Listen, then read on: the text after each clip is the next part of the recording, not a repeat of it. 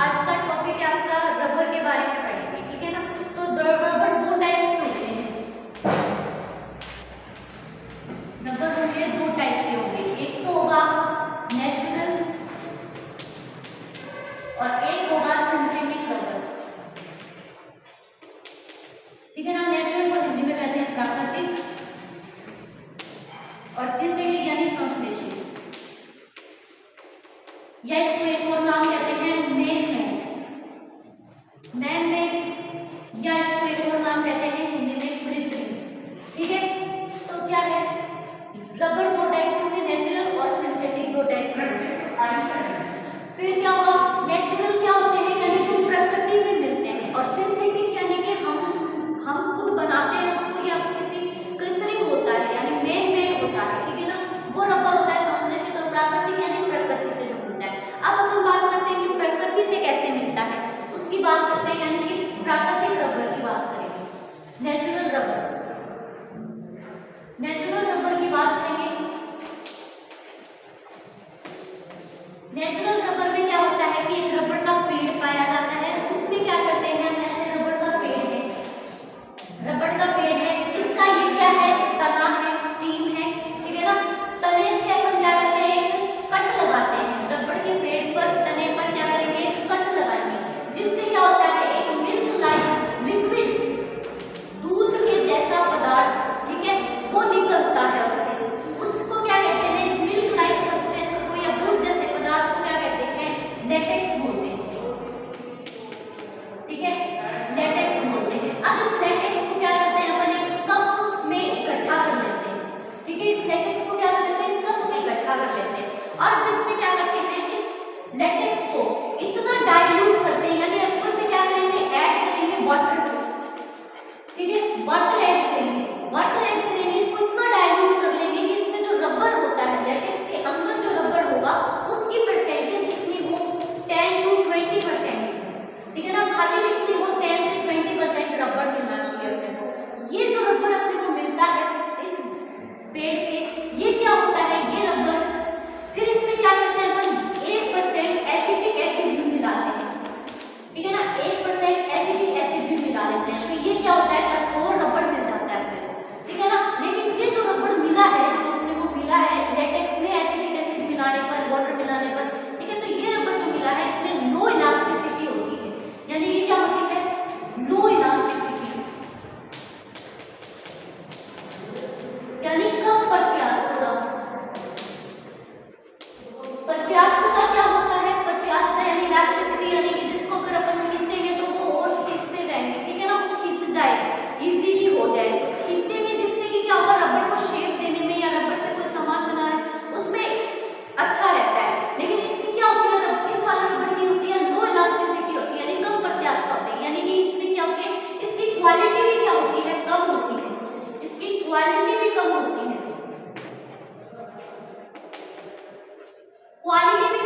है, जिससे क्या होता है, हम लोग इसका यूजफुल नहीं रहता है, ठीक है ना। क्वालिटी कम होगी तो इसका यूजफुल अपन नहीं ले सकते, ठीक है ना।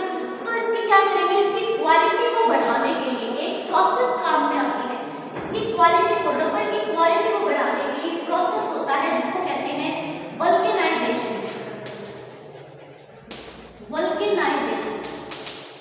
यानी वल्कनीकरण। अब ये वल्कनीकरण की प्रोसेस क्या होती है, इसमें क्या करते हैं हम कि प्राकृतिक रबर में सल्फर से रिएक्ट करवाते हैं, ठीक है ना। प्राकृतिक रबर को किससे करवाएंगे, सल्फर से रिएक्ट करवाएंगे, जिससे क्या होगी, उसकी क्वालिटी बढ़ेगी, उसकी इलास्टिसिटी भी बढ़ेगी, ठीक है, जिससे क्या होगा, वो यूजफुल बनेगा, ठीक है। तो इसकी क्वालिटी बढ़ाने के लिए वल्कनीकरण करते हैं। अब प्राकृतिक रबर का फॉर्मूला होता है आइसोप्रीन, ठीक है ना, आइसोप्रीन बोलते हैं जिसको, CH2 डबल बॉन्ड CH,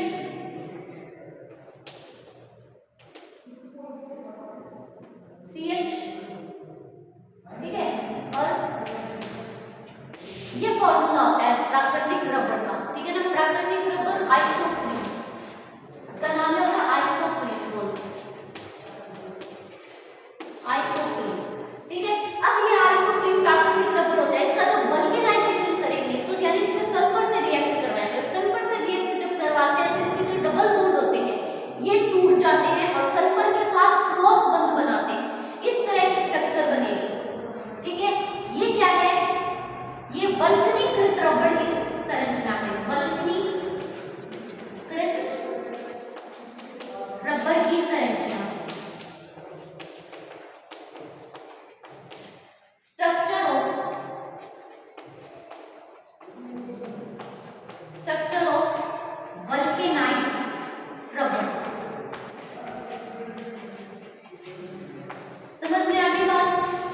ये क्या हुआ, वल्कनीकृत हो गया। अब अगर वल्कनीकृत का क्वेश्चन आता है कि वल्कनीकृत रबड़ से आप क्या समझते हैं, तो आप बताओगे कि ये रबड़, प्राकृतिक रबड़ की क्वालिटी बढ़ाने के लिए हमें वल्कनाइजेशन प्रोसेस करनी पड़ी, वल्कनीकरण करना पड़ा, जिसमें क्या होता है, सल्फर से उसको रिएक्ट करवाते हैं, और सल्फर से रिएक्ट करवाते हैं तो प्राकृतिक रबड़ की जो द्विबंधित संरचना होती है वो क्या करते हैं, सल्फर के साथ क्रॉस बंध बना लेते हैं।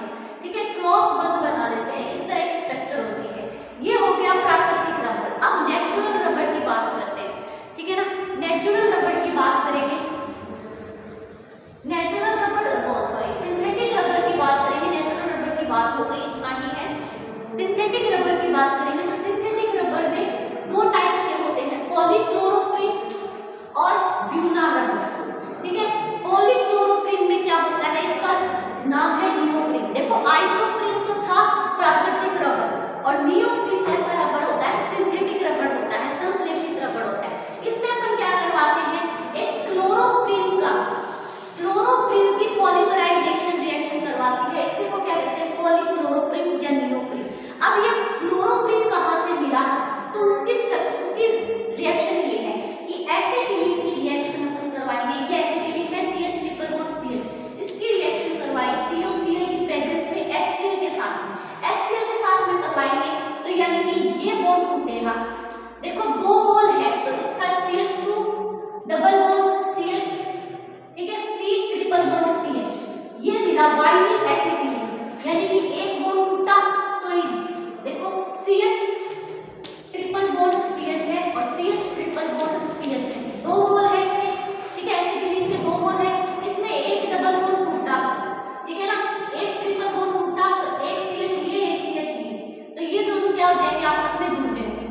ये जुड़े CH2 डबल बॉन्ड CH और C ट्रिपल बॉन्ड CH। अब वाइनिल एसिटिलीन की रिएक्शन करवाएंगे HCl के साथ, तो ये ट्रिपल बॉन्ड टूटेगा, एक H इसके साथ में एक Cl इसके साथ में। ये क्लोरोप्रीन की स्ट्रक्चर है, CH2 double bond C double bond CH2 और Cl। ठीक है, यहाँ पर तो Cl आ जाएगा, यहाँ पर H आ जाएगा, तो CH2 और यहाँ Cl हो जाएगा।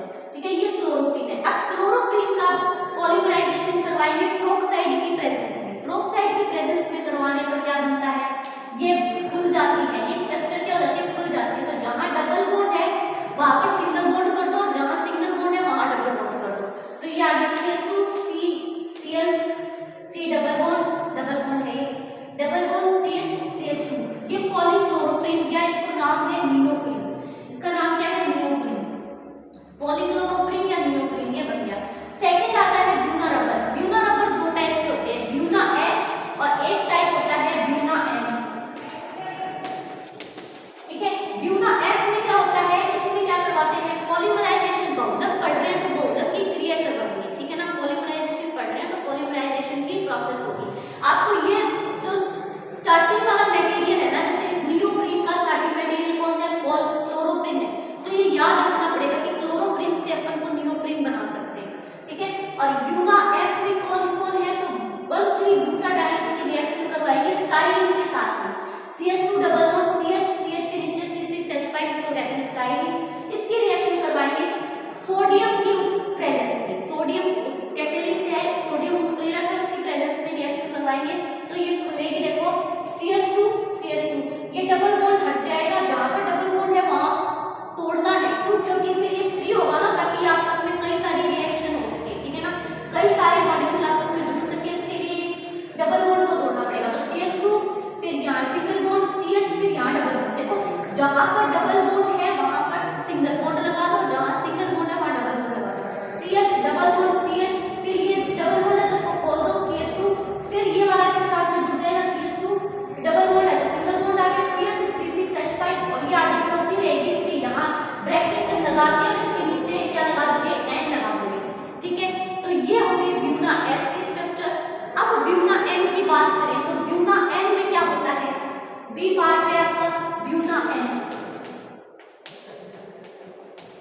Buena N,